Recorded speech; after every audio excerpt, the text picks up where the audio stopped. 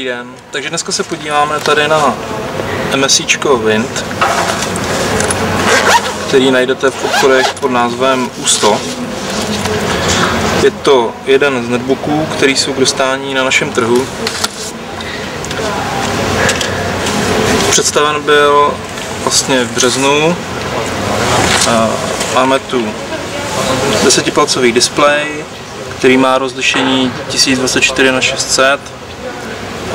Máme tu poměrně velkou klávesnici, což je asi největší výhoda toho netbooku. Dole je touchpad, který je relativně malý a hlavně jeho tlačítko není rozděleno na půl, i když samozřejmě podporuje jak vpravo, tak vlevo, takže pravé a levé tlačítko. Vnitř přístroje je Intel Atom frekvence 1,6 GHz a je tam 80 GB disk. Přístroj je rozhodně přenosný, jsou na něm nainstalovány Windows XP.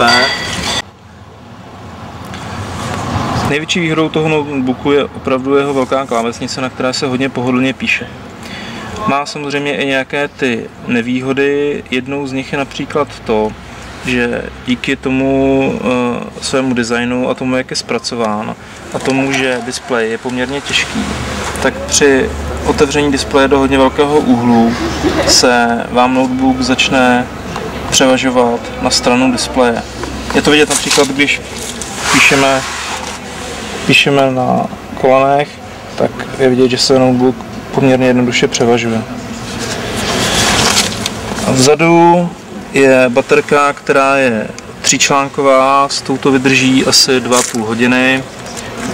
K dostání by časem měla být i 6článková, ze kterou by se měla výdrž zvětšit.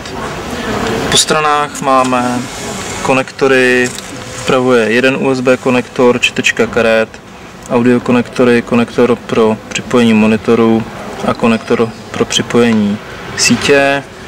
Na druhé straně jsou dva USB konektory a konektor pro připojení síťového napájení. Nahoře si můžeme ještě všimnout kamery a mikrofonu.